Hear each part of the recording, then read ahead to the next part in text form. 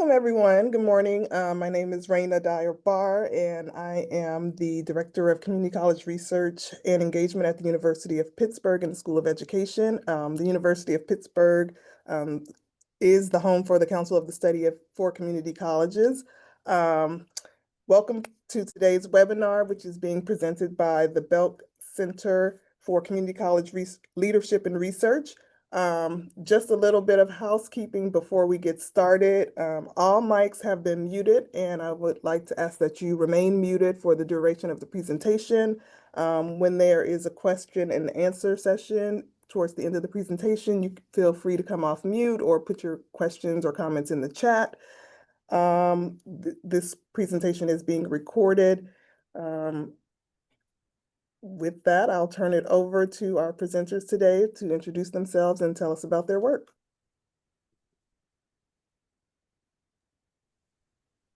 Thank you, Raina. Daniel, can we share the first slide?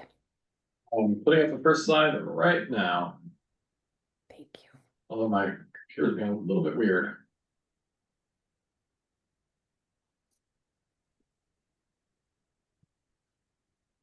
Done. Thank you all for joining today. It's good to see friends I know and new friends that I'm counting you as of right now. So thank you for coming. My name is Sarah Deal. I'm the Director of Research at the Belk Center. And today's presentation will be about the PACE survey data. It's an employee satisfaction survey about climate and culture. And it's a case for the publicly available Community College Data Hub that has been a partnership that you'll hear a little bit more about today. Next slide. As I mentioned, my name is Sarah Deal, Director of Research at the Belk Center for Community College Leadership and Research. My co-presenters will be presenting as well, and we have many of you know Carrie B. Kisker, the Managing Director for the Center of the Study of Community Colleges, and Daniel West, Senior Research Associate at the Belk Center for Community College Leadership and Research. The Belk Center, as a little bit of background information, has been supporting community college leaders in North Carolina and beyond for over 60 years through our Community College Leadership Doctoral Program and through the work of W. Dallas Herring and Ed Boone, who founded the system in North Carolina and the Community College Leadership Program. Our goal is really to strengthen the pipeline of talented North Carolina community college leaders, ultimately strengthening North Carolina's economic vitality. The Belk Center itself was established in recent years to address the shortage of leaders in the pipeline and to serve those leaders through research and tools that they need to make consequential decisions every day for the lives of their students. Carrie? Hi, good morning. If you're on the West Coast like me, I guess it's good afternoon everywhere else. The Center for the Study of Community College, many of you know, is a nonprofit research and policy organization based in Los Angeles. And our mission is really to work with colleagues across the U.S. to improve community college effectiveness and student success by supporting and engaging in research related to community college leadership, practice, and policy. A little overview of our session today. So we're going to hear from Carrie about the Community College Data Hub itself. And then we're going to go through a case example of the PACE survey, along with a demonstration of how to actually use the data coming out of the Community College Data Hub. We'll have some time for question and answer, and this can be anything from how to use the Data Hub to what kind of research you could do with the PACE survey. Encourage you to ask any logistical or subject matter questions while you're here with us today. And then we'll be closing for today, but always available to you. Okay, well, I'm going to tell you all a little bit about the new Community College Data Hub. And I say new because it went from a spark of an idea at the CSCC conference in 2024 to a pretty impressive collection of national data sets related to community colleges and their students, administrators, faculty, staff in communities in just about a year and a half. And we are, if you can believe it, just getting started. So essentially, the Center for the Study of Community Colleges and the Belk Center at NC State came together and approached ICPSR at the University of Michigan. ICPSR is the Inter-University Consortium for Political and Social Research, and it's an archive of over 250,000 data files from over 10,000 studies that are archived and made freely available to members, and in some cases freely available to everybody. And so what we wanted to do is to create our own sort of mini repository of data related to community colleges that would be freely available not only to scholars at the universities who are members of ICPSR, but freely available to practitioner scholars in the community colleges themselves, to graduate students looking for data sets that they may be able to use in courses or for their dissertations. And also make freely available data sets that our partners and nonprofit and association coalition partners across the US can use to improve work occurring in the community colleges. So data in the CCDH series have been selected by subject matter experts from the center and the Belk Center. And we can talk more at the end of this hour about how, if you have a data set, how we might be able to get it into the CCDH. And then we turn these data sets over to ICPSR for indexing and curation. And I'll talk a little bit more about that process. And then they become available on the CCDH website. And as I said earlier, these data can be used by a broad range of scholars and scholar practitioners for secondary analysis. And as Daniel will tell you later, there are all kinds of opportunities for secondary analysis. And also, more importantly, we think for institutional improvement and benchmarking. Okay, next slide, please. So I talked a little bit about the purpose of the CCDH already in terms of making data sets available for secondary analysis, and also to elicit data and studies from a broad range of scholars and ultimately scholar practitioners as well that may not ever see the light of day otherwise. Or if they see the light of day, it's only through scholars who have access to those data sets already. And so ultimately, we aim to facilitate data access and use through these intentional collaborations. You see the little figure on the screen with community college scholars, higher ed doctoral students, community college member associations, and scholar practitioners at the colleges themselves, state system offices as well. And ultimately, what we hope the result will be is a widely disseminated collection of freely available community college data and associated scholarship.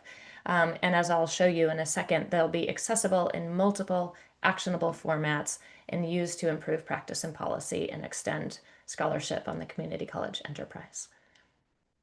So as of today, the CCDH includes about 15 years of the PACE climate survey data, which you'll learn more about in a second.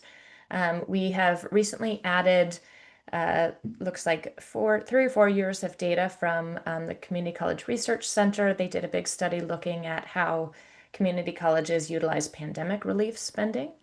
It includes 3 years of data that we collected through the center about 10 years ago related to civic outcomes of attending community college.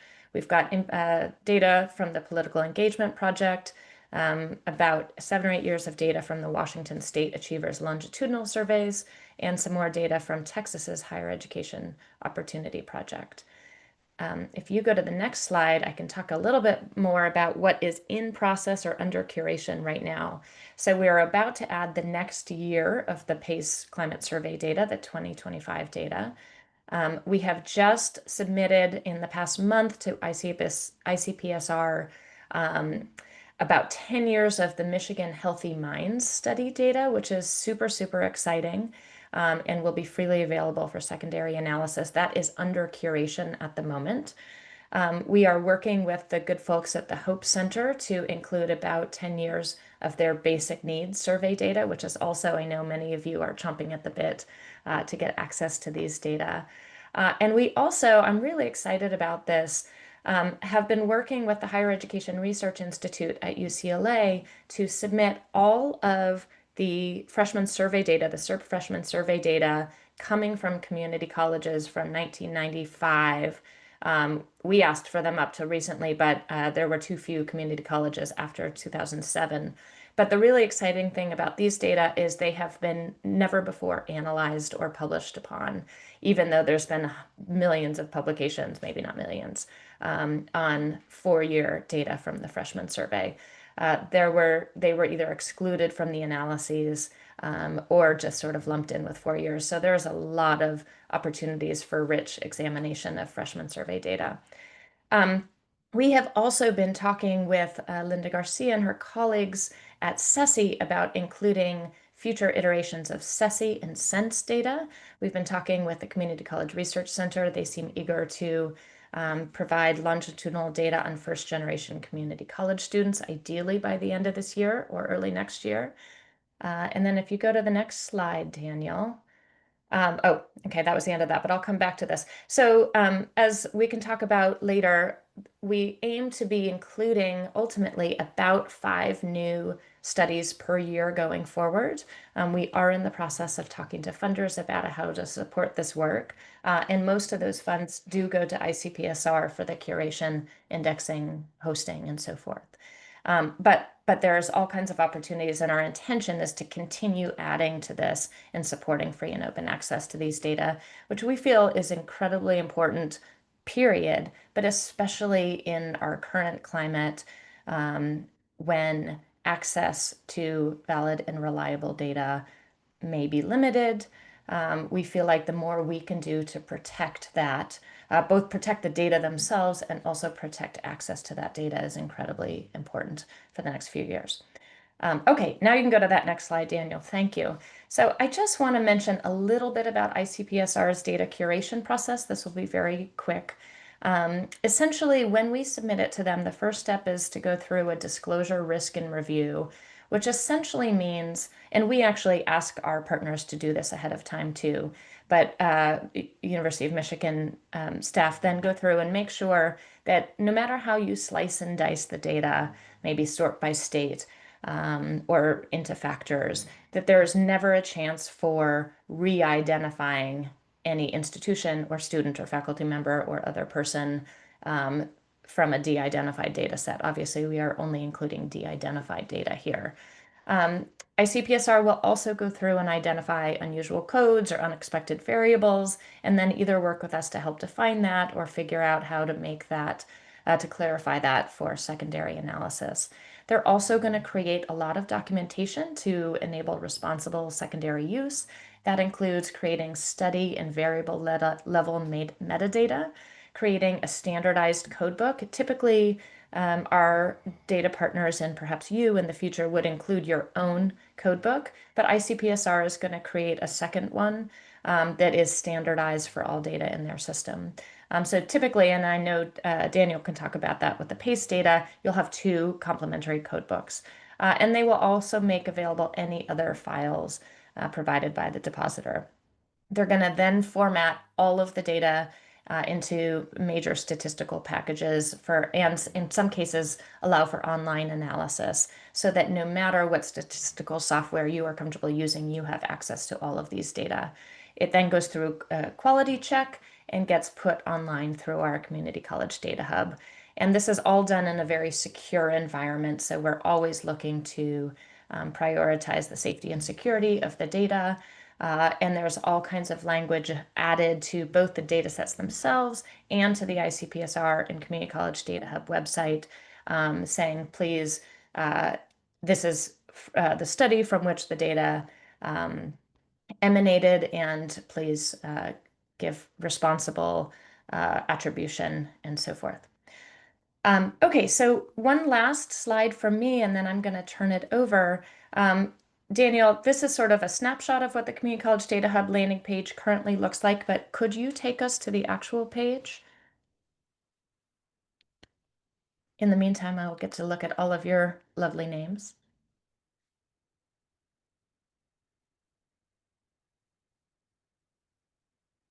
Okay, so when you land on our website, this is what it will look like, the Community College Data Hub series.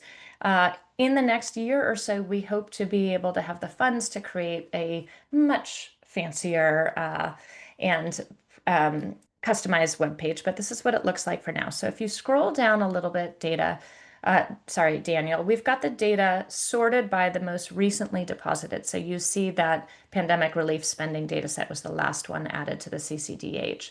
You can also see everything else I've mentioned. There are different ways of sorting this, but you can easily see all of the data sets that are in there and search too. Daniel, if you go to the variables tab, there you go. So you can also search by certain variables. If you're doing a study, for example, on faculty, you might type in faculty. And then when you scroll down, it's going to tell you all of the variables in all of the data sets that are included in the CCDH. And you can go through and look at these, see what data sets they're coming from, so on and so forth. And I won't belabor that point, but I will ask Daniel to go one more time to the, there we go, data-related publications. If you want to know a little bit more about what has been published on any of these data sets, you can go to this tab and you can see, for example, that top one, the publication related to the PACE data. The next one down is a publication related to the Texas Higher Education Opportunity Project and so forth. These are very useful, obviously, for citation in whatever studies you're going to do. So I'm going to be quiet now and turn it over, I believe, to Daniel to talk a little bit more about how you can use data in the Community College Data Hub for secondary analysis.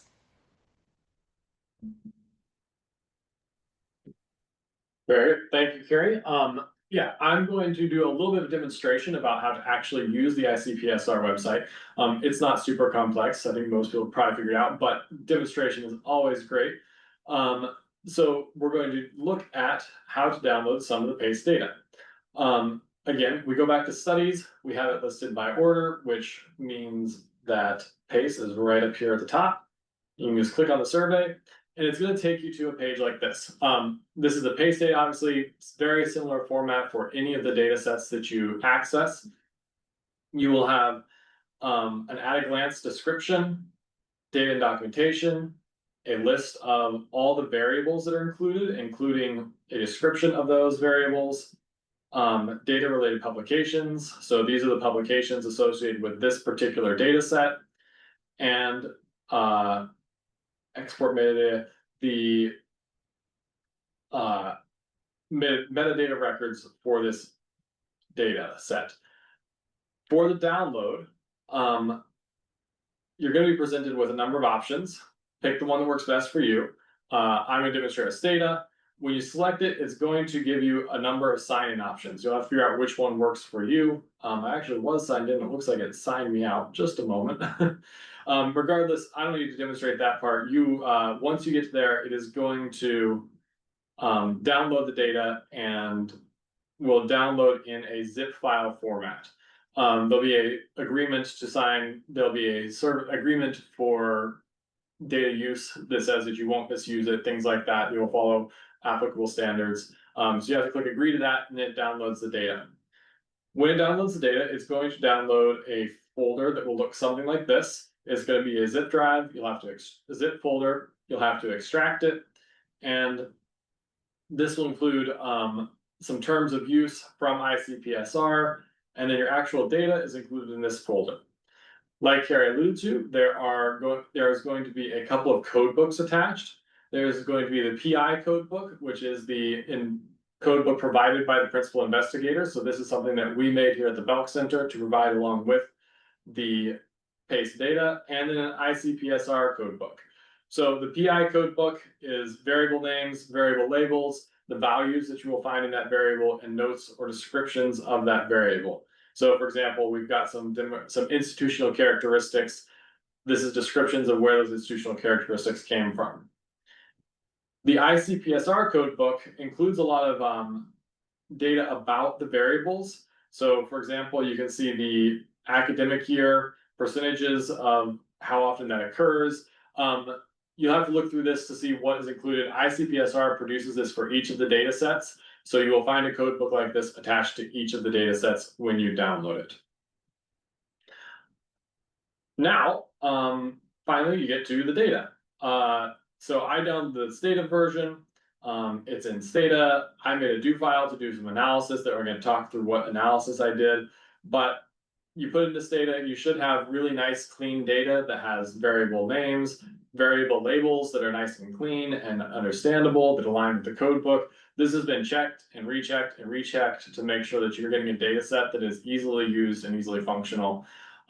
Which I know there are a lot of example data sets out there that I've downloaded for coursework and things like that, and I get the data set and I end up spending more time cleaning it than I actually do using it. So with the ICPSR data, you really have something that's been curated and gone through that extensive process to make sure that what you're getting is of high quality.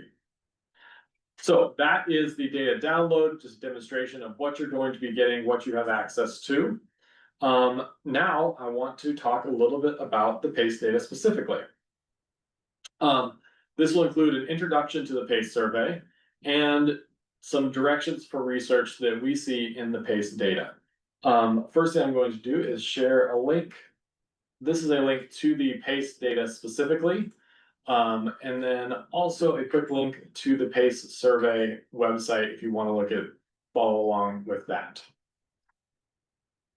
The purpose of the PACE survey is to help institutional leaders understand their institution's culture and the experience of their surveys, their employees.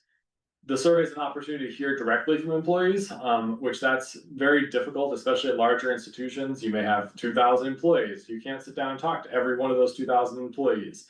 The PACE survey really collects views from all of them and puts them into a report where you can understand the big, broad strokes of your institution.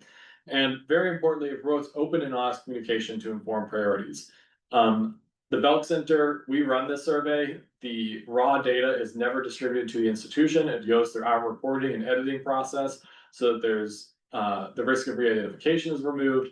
And that confidentiality that an employee can answer one of our qualitative questions and know that what they put into that question isn't going to be traced back to their identity is very important for employees to be able to give open and honest feedback to their leadership and give the leadership something that they can use that is an accurate representation of what their employees are actually experiencing.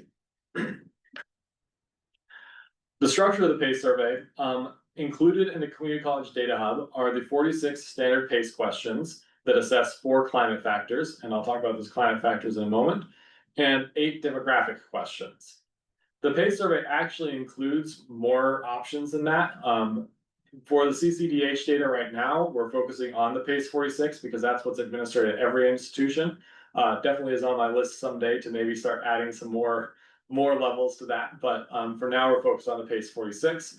So there are open-ended questions and then optional question sets about change readiness, institutional structure, part-time faculty, and student success. And then institutions have the option to add custom items that are specific to their institution, as well as custom demographics. For example, the custom demographics, multi-campus institutions will frequently ask a custom demographic of what campus do you work at, because the experiences of employees at one campus may vary significantly from employees' experiences at a different campus. So the survey data, this is what's in the PACE survey data download from the ICPSR. You have the PACE items, you have demographics, and you have institutional characteristics and the code books that we just looked at.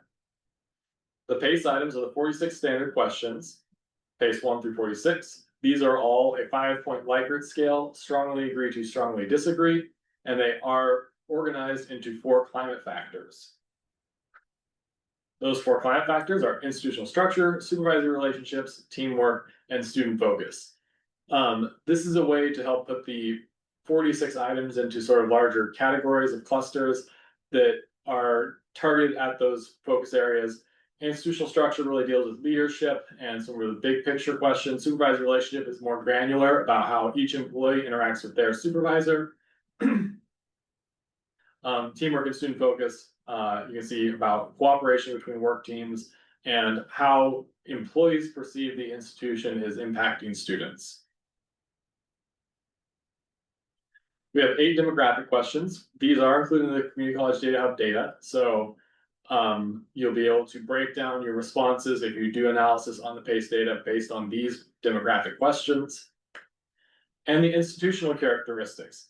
This is one of the things that the PACE survey offers to institutions that administer that's really valuable, is that you can compare your institution to other institutions that share similar characteristics. We do have control in there. At the moment, all the institutions are public because we have focused primarily on community colleges. So everyone is a public institution. Then we have some geographic characteristics. So census region and census division, if you want to look at a smaller cluster of states, and you want to look at a comparison between institutions in a particular geographic area. Locale being the degree of urbanicity, so whether the institution is located in a city, suburb, a town, or a rural environment. This is one that we think is really important. The experience of rural community colleges is very different from the experience of city community colleges. When the population that you're serving may be spread out across 3 counties of sparsely populated individuals, that's a lot different than being in a city where everyone lives within 15 minutes of the nearest campus.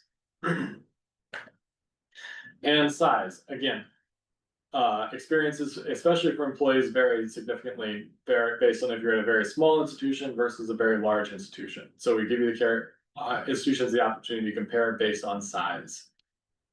And finally, the Carnegie Basic Classification that categorizes institutions based on the degree type, the types of degrees that they issue.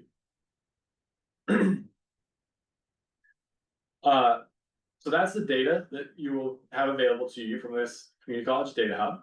I'm going to look at some national trends and give you a demonstration of opportunities for research. I'm not going to present actual research. This is more of a demonstration than actually getting into findings and discussion and things like that. But just want to give you an idea of what can be done with the PACE data to hopefully spur your imagination. First, regarding national trends, these are the top 10 scoring items in the country. Across all the institutions, this is for 2020 to 2024 data. And you can see that in our climate factor, you've got a mix of climate factors at the top 10, student focus, supervisor relationships up there in the top. We've got some teamwork. And there's a mixture of those climate factors, and you can see that there's items in here that touch on a lot of different subjects. I think it's great to see the institution prepare students for a career, and institution prepares students through further learning. Employees have a really high perception of their institution's impact on students, and that people think that their work teams work well together. So some really great stuff here among the top 10. Next, we get to look at the bottom 10. You always have to go the other direction. And you'll notice a trend in the bottom 10 when you look at that climate factor column, that the institutional structure climate factor very consistently scores among our lowest items. And this item, I'm able to appropriately influence the direction of the institution. You'll see this and a few other items on this list about communication, internal communication, decision-making, and the organization and information sharing within the organization. When you look at the climate factor trends, so this is set up to show you, these are the overall means for each climate factor for all institutions. So this is the aggregate data for all the administrations. You can see this line in the middle, the gray line, is the overall mean for the PACE survey. The 3 above that, green, blue, and purplish, are supervisory relationships, teamwork, and student focus. And you can see they're all clustered pretty close together. Each institution, when I've administered hundreds of these now, you will see those 3 trading off between teamwork, student focus, and supervisory relationships, which one comes in as the top mean for each institution. But in the 6 years now that I've been administering the PACE survey, every single institution I've ever seen, institutional structure is their lowest mean score. These communication and decision-making items are consistently the area that employees give the lowest ratings to, and say that they're the areas that their institution struggles with the most. So I'm going to look at that lowest scoring item, that was PACE 15, and I'm going to do a quick demonstration of some of the analysis you can do with the PACE data that is available on the Community College Data Hub. So we're going to look at one variable, PACE 15, we're going to look at one demographic variable, so this is a employee level individual observation variable for personnel classification, and then an institutional characteristic. So this is where we use a size characteristic to look at the experiences of employees across different sizes of institutions. To remind you, page 15 is I am able to appropriately influence the direction of this institution. This speaks to employees feeling like they are included in decision making and that their views or opinions have influence on the direction that their institution goes. We're going to start with that demographic characteristic of personnel classification. I think it makes sense that the administrator would have the highest mean here. Obviously, administrators are in a position where they get to make decisions that then influence the rest of the institution. So that makes sense. There is a statistically significant difference between faculty, administrators, and staff, with faculty being administrators being quite a bit higher, faculty and staff clustered pretty close together towards the bottom of the list. I will say that you will see a lot of significance in this analysis. Our sample size for 2020 to 24 is very big, and so we're going to get significance on a lot of these, but I did also include notations for effect size to see where those effect sizes are also meaningful. Next, we look at by institutional size. Same item, just comparing the employee experience for very small versus very large institutions. I will point out we don't have a whole lot of very small institutions, so you'll see a smaller in there. Apologies, my throat is not being real happy with me today. But again, a trend that does not surprise. The larger institution, you see a lower score. When you are a one of 2,000 employees, it's easier to feel like your opinion isn't being valued, your opinion isn't making it into decision-making processes. Whereas some of our very small institutions, we have a distribution list of 112. When you know every single person on staff and the president knows every single person on staff, it's easier to feel like you have a voice in that institution's decision-making process and that you have an influence on that decision-making process. To dig into that deeper though, we wanted to look at the institutional size and the demographic characteristic of personnel classification. This is where we can see the lowest score that you're going to see on the screen today is the faculty at very large institutions coming in under a 3, which again, from my experience, you saw the means for the top 10, bottom 10.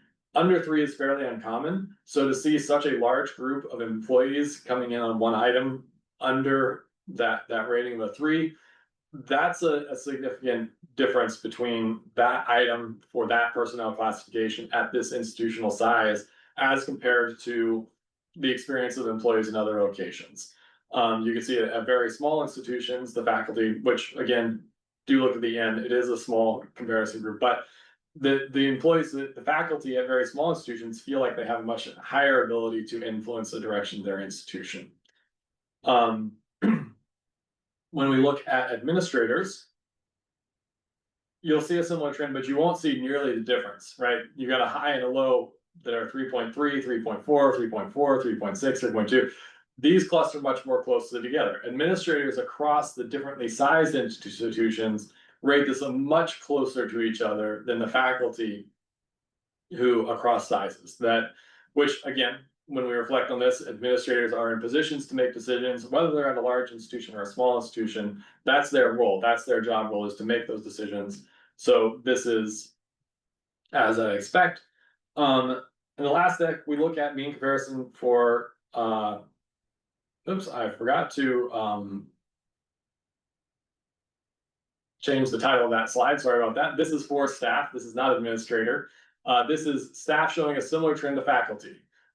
So the very small, at the very large institution, you have the lowest mean of 3.08. And as you move to smaller institutions, the scores go up.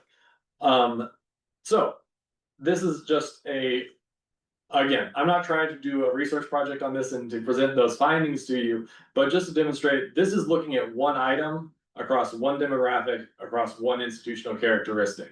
And I think you can already see that even in this one fairly small analysis, there's something of value. I think that looking at the experience of employees at very large institutions is something that would be valuable, especially faculty who show that really strong disparity between faculty at very large institutions versus faculty at institutions of smaller sizes.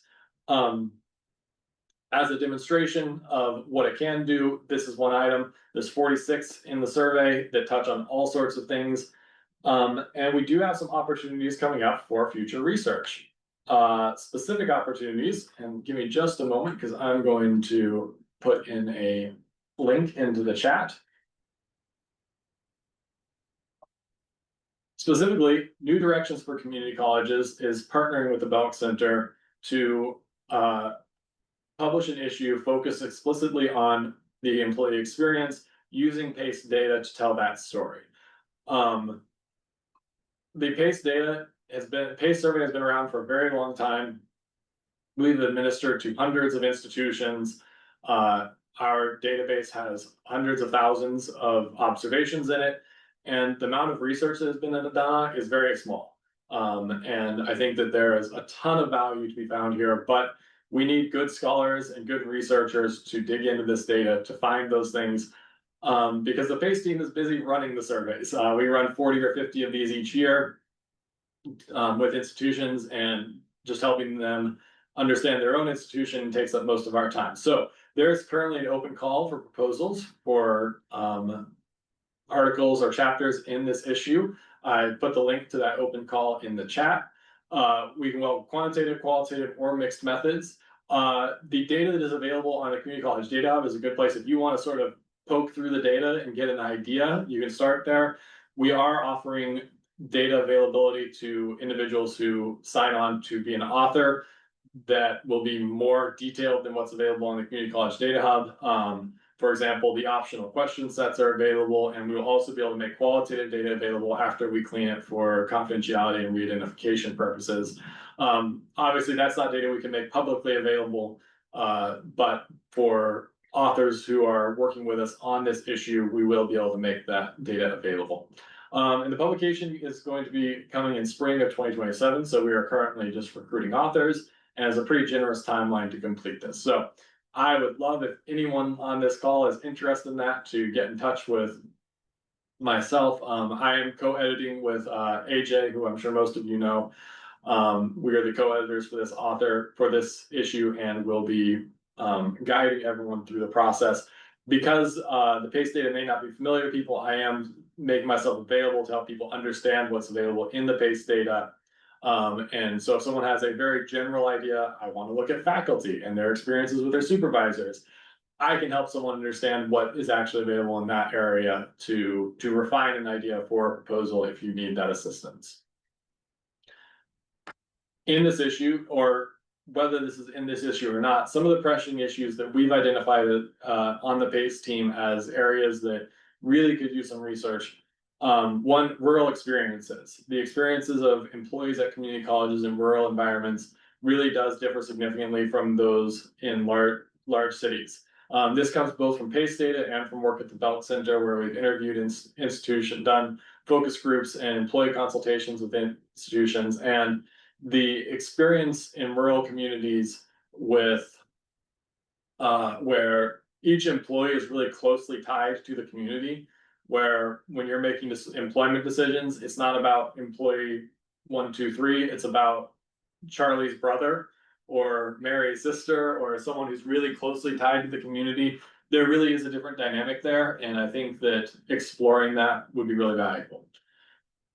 Supervisor relationship versus employee feedback and evaluation. In the PACE survey, there are items about supervisor relationship, that one of our climate factors. Some of those items ask about my supervisor listens to my ideas, my supervisor elicits my ideas and takes them seriously. Then there are also items about I receive adequate feedback or appropriate feedback for my work and on my work outcomes. Pretty consistently, our supervisors score well on those relational items. They say people think my supervisor listens to me, they value my work, they help me, they encourage me. But then on the feedback items, sort of the mechanics of supervision, the scores tend to be lower. So I think there's something of interest there about how we address supervisors and the training that supervisors receive in community colleges.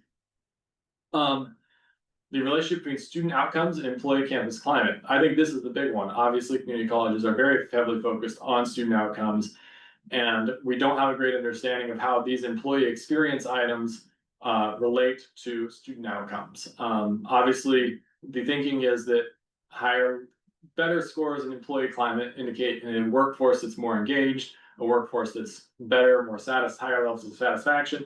they're going to do a better job working with students, and hopefully that will result in better student outcomes. But that's the research that we need to do. That's really high on our priority list in the next few years. Personnel classification analysis, something along the lines of what I just demonstrated, the differences between faculty, staff, and administrators at institutions. And then you can dig into that further, the differences between women faculty, male administrators, female administrators, based on tenure at the institution. All of that then can also be filtered through institutional characteristics of size, locale, and geography, things like that. And finally, the institutional structure climate factor. As I pointed out in the national trends, this climate factor consistently scores lower, especially on items around decision-making and communication. Decision-making and communication are vital to any organization, and for community colleges across the country, these are the areas that the employee perception of these areas is the lowest, pretty consistently. I think that that's a major issue for community colleges. I think that that's something that needs to be understood better so that institutional leaders can develop plans and policies and institutional initiatives to improve on those items. But to make those kind of recommendations, we need really strong research about what those experiences are and what employees are actually saying about their experiences with decision making and communication. So those are some of the areas. Obviously, there's a bunch more, but I wanted to give people some ideas of the things that we've identified internally as areas for research that we would like to see some people engaged in. And maybe one of these sparks your interest. At this time, if you've got any questions, Sarah, Carrie, and I are all available.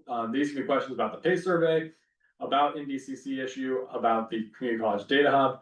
If you have data that you are interested in getting into the hub, I'm sure we'd love to hear about all the data that we can put in there, add it to the list and get it in as quick as we can. So I think Rainey said you could either unmute to ask your questions, or if you want to put them in the chat, that is also an option.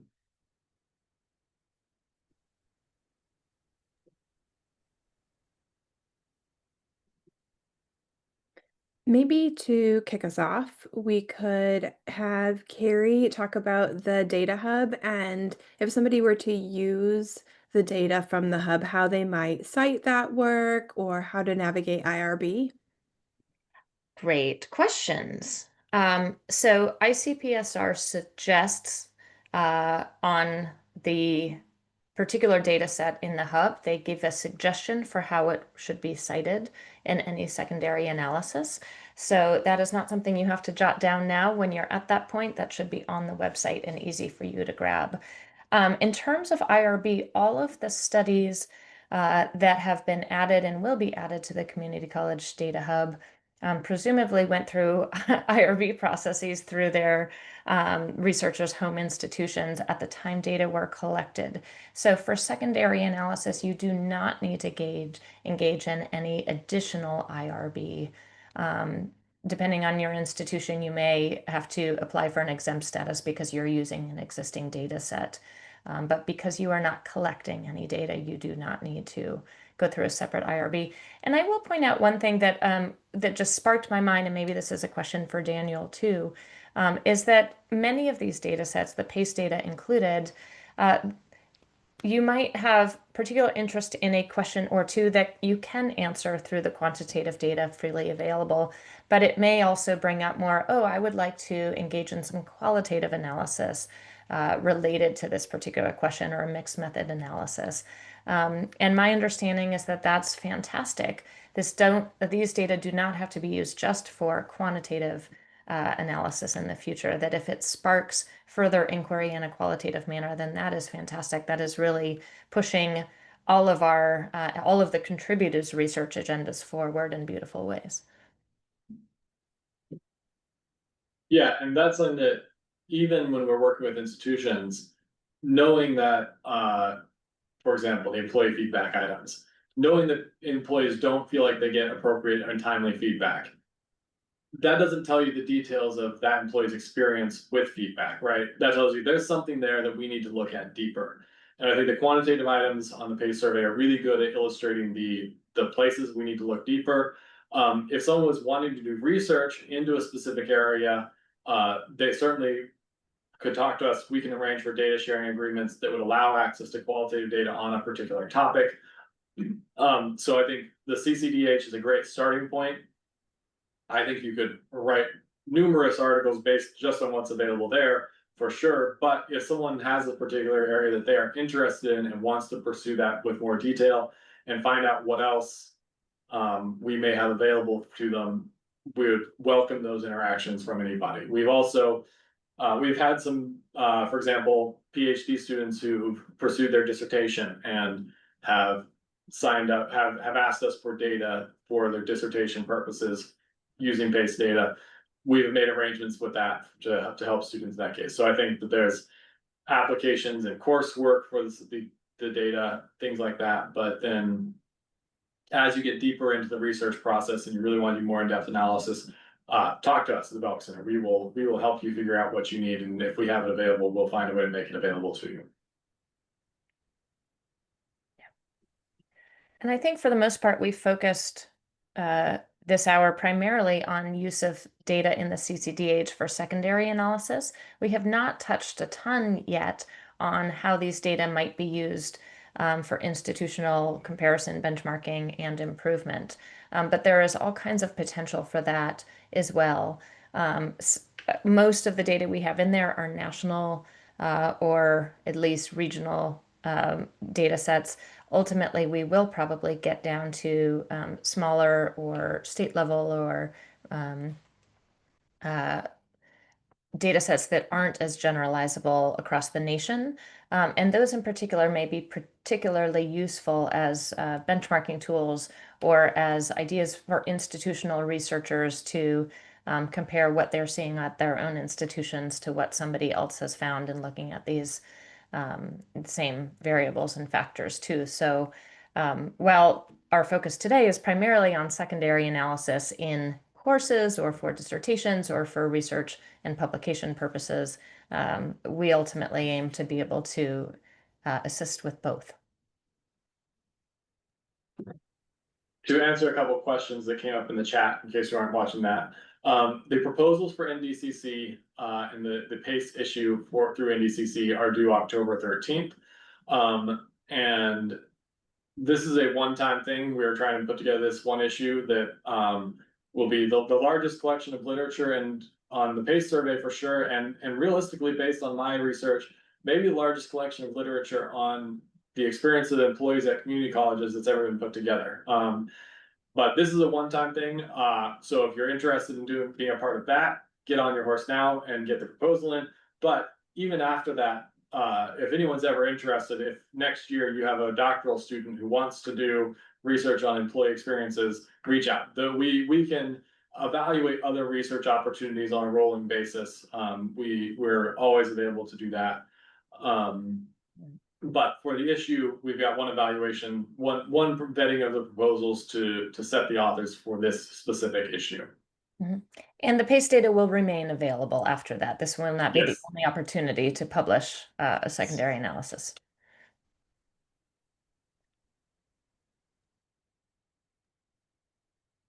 Are there other questions from the audience?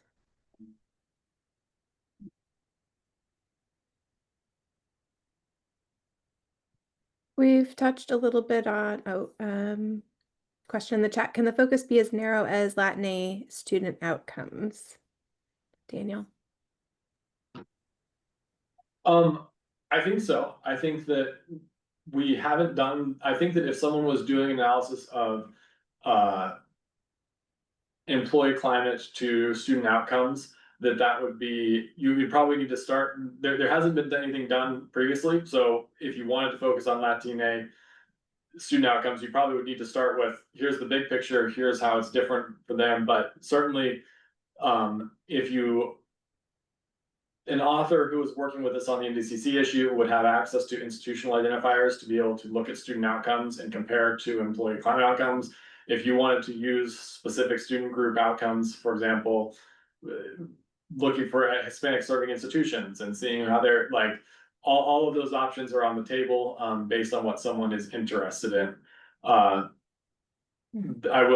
do think because there isn't a lot of research already, anyone approaching that would need to at least do a cursory look at the big picture to put their research in context. But if someone wanted to focus on that, absolutely welcome. And I'll just add to that question that if that's something that you want to study, then the PACE data may be one option, but you can also search variables and questions in the other data sets available through the CCDH and be able to identify data sets where you could look at that. I know for certain that the civic outcomes data will allow you to sort by demographics and students and look at outcomes in that way.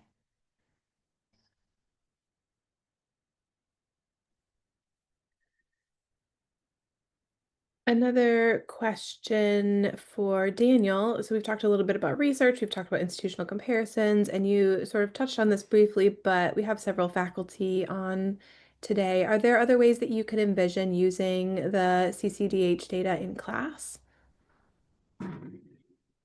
Yeah, I can tell you that if you, depending on what quantitative analysis methodology you're working on, the PACE data will work great. Factor analysis, I've done the factor analysis on the PACE data. It is good, but there are some interesting things to look at. So if you wanted to, for example, if you're doing a structural equation modeling course for doctoral students, the PACE data would be a great place to start because we do have those 4 climate factors and the factor analysis of those 4 climate factors works from a perspective of it's not perfect data, but it is real data. Some other options, correlations between obviously anything that's listed, correlations between different variables, both the demographic variables, the institutional characteristics, that sets up the opportunity for different levels of multi-group analysis, multi-level analysis, nested analysis within institution, within personnel classification, within demographic characteristics. So I think that it's a clean data set that can be used in a lot of different ways in coursework, especially around quantitative methods. And also because this data hasn't been used in a lot of research in the past, you may have a student find something that's worth pursuing and it might be interesting.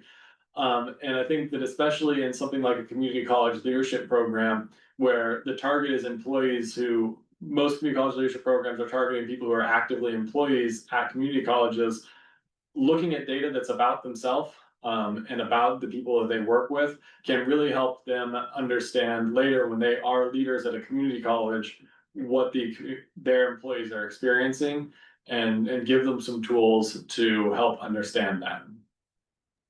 And I will just add, as the author of data that's been freely available through ICPSR for almost 10 years now, I probably receive roughly once a year an email from a grad student at various institutions across the country saying, in my one of my courses, we've been assigned your data set and we're trying to replicate a finding. And I have some questions about X, or how did you determine this factor, or whatever the question may be. And so it seems to me that data are already, ICPSR data are already being used in this way by faculty across the country, and just allowing their students the chance to try to replicate data and or find different findings than the original researchers. And all of the contact information for the principal investigators of these studies is listed as well, which allows communication. And I certainly know that I'm not alone in trying to get back to those students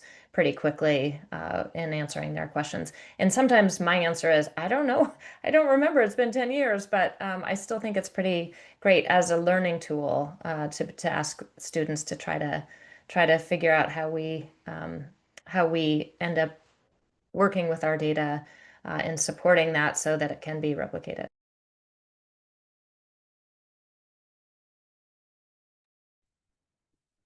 Thank you both. One final question directed at Carrie. So what is the long-term plan for the Community College Data Hub, and how does the hub help secure access to reliable and valid data for the future, especially when we're concerned about this? Yeah, I think that's a huge question and certainly something that we're thinking about. As I mentioned, this started as an idea about 18 months ago, and the Belk Center has very, very generously provided the startup funds to be able to pull it together to the place that we are now. But to be able to continue adding roughly 5 new data sets every year and continue to house and make freely available everything else that's in there, we are beginning to have a number of conversations with potential funders who can help support this work. Again, most of the support goes to the good folks at ICPSR who do the heavy lift in terms of curation and indexing and data hosting and so forth. So those conversations are happening, and if we have any funders on this call, please do reach out if this is at all interesting to you. I know we've been in touch with several of you.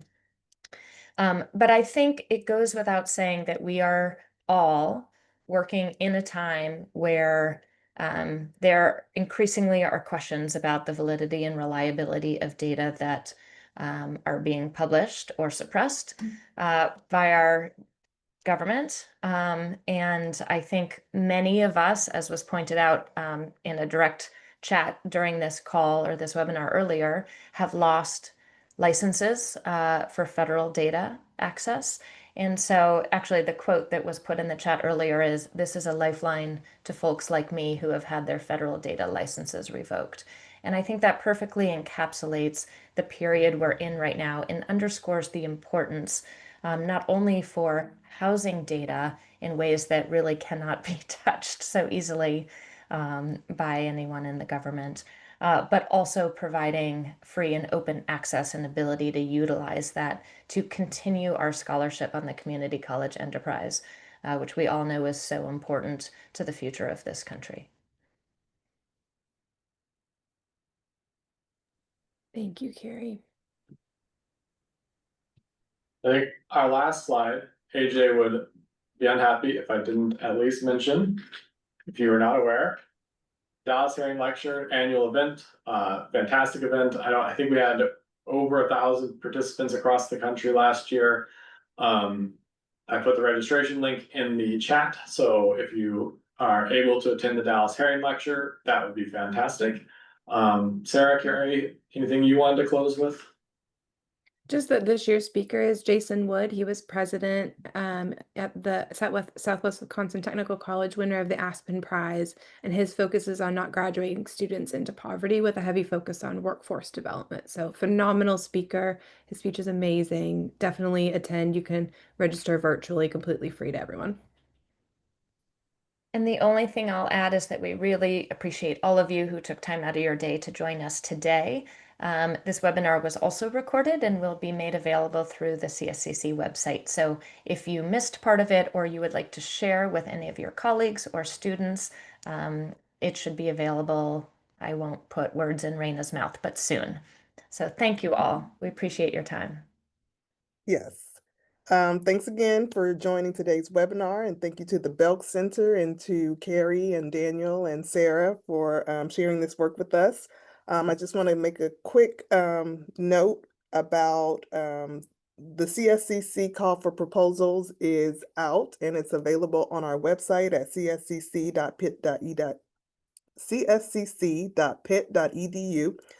We're accepting proposal submissions through November 3rd.